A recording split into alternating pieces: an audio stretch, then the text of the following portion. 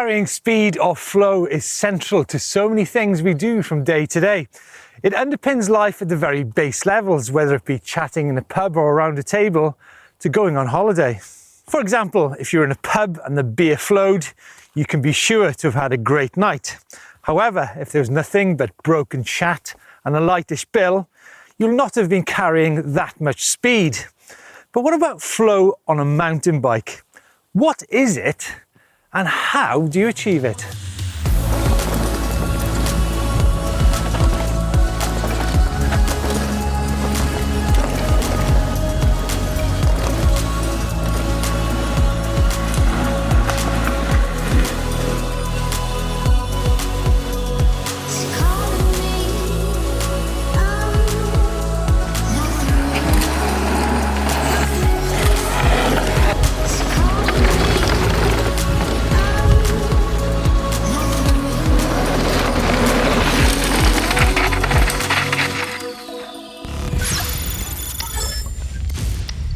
Flow can actually be confused with flying or vice versa. For example, I flew through check-in.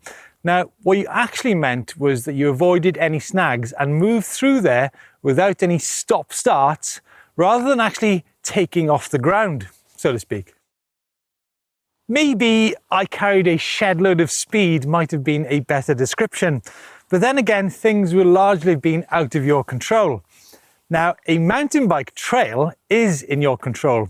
So here we are in typical trail territory. So maybe one of the first things to do then is tackle the mental side of the business. Mihaly Csikszentmihalyi was a Hungarian flow theorist, a professor of psychology, who hypothesized that to achieve flow, you need to be in the zone, totally immersing yourself in the activity in which you're involved. He actually believed that people with certain personalities were better designed to achieve flow, and likened them to artists, maybe a concert pianist in full flow, harnessing all the emotions in the name of performance and learning. A bit like maybe the other dimension once described by the great Formula One racer Ayrton Senna. In 1988, the Brazilian shook the world with his performance at Monaco. He later described it: I was already on pole and I just kept going. Suddenly I was nearly 2 seconds faster than anybody else, including my teammate who was in the same car. And suddenly I realized that I was no longer driving in the car consciously. I was driving it by a kind of instinct, only I was in a different dimension. It was like I was in a tunnel. So what is flow then, in mountain bike terms?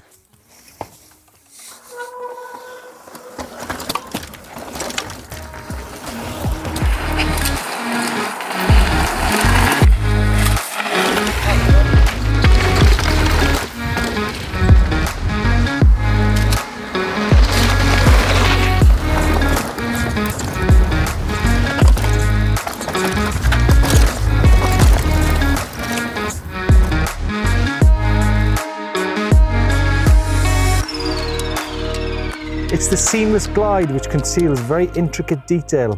The unseen nose manual in a 30-yard rock field. You can see such detail by watching the very best. Sam Hill or Loic Bruni on a roll, taking the inside lines, glancing rocks, sidestepping routes out of the reach to the naked eye. Hunters of grip, specialists of slide, and masters of flow.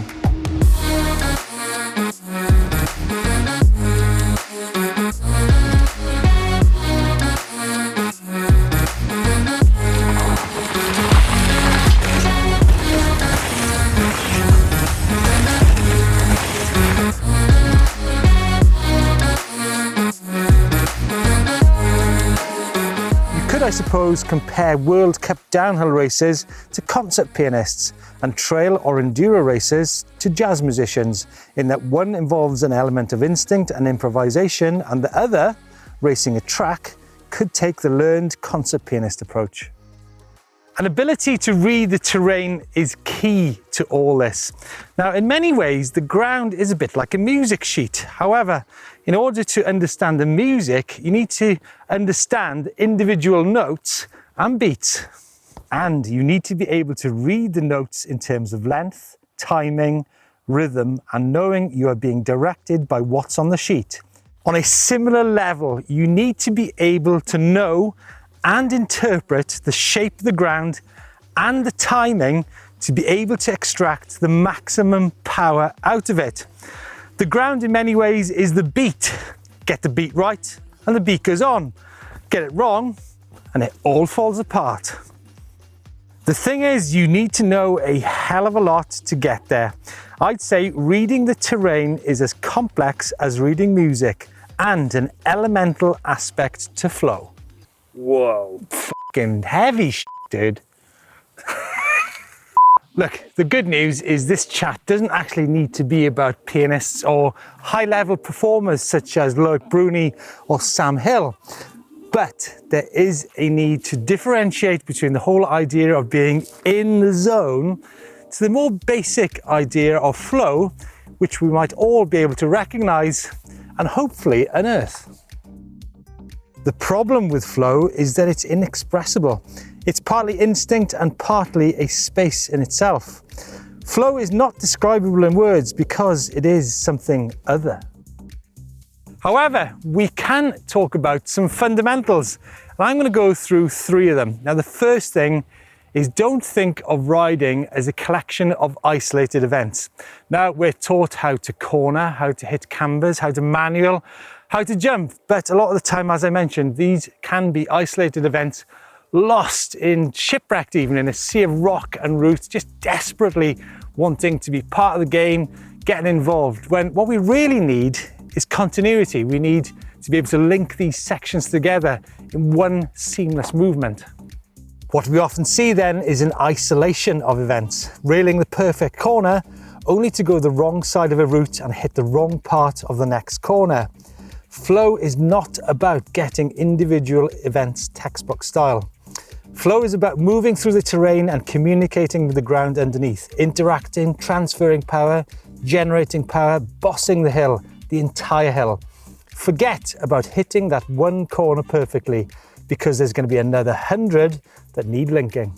The second subject I want to discuss is actually avoiding the collisions whilst you're out on the trail. Now, as I mentioned earlier, understanding the ground is central to the flow principle.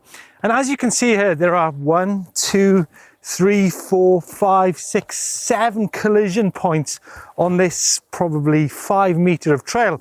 So momentum is going to be your friend in many respects here because it'll allow you to hit the high spots to reach the downslopes without getting involved in any of this.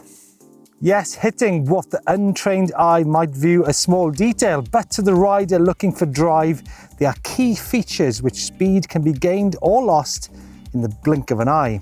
If you ever watch a World Cup downhill racer, have a look. Do you ever see Danny Hart hitting every route at right angles? No, he's in the air avoiding them. Staying away from anything that takes pace out of the bike needs managing at the very least. Remember, there are 2 points of contact, the front and rear wheels. Sometimes a basic manual will suffice, but often staying clear of both contact points is the best. Smoother will be faster than forcing it. All those collisions will add up. And my third point is momentum. Now, momentum can partly be a mindset. You simply need to leave go of the brakes. But whilst generating speed out of the terrain is a high-level skill, it actually depends on the severity of that terrain. So what we're saying here is that an individual's ability to interpret the terrain, apply the skills, and generate drive will have a huge effect on momentum. So there you go, 3 key things to think about. And actually, here's some examples of people doing just that. Don't forget to follow us on social media and give us a thumbs up if you like this video. I'm gonna go and find some flow. See ya.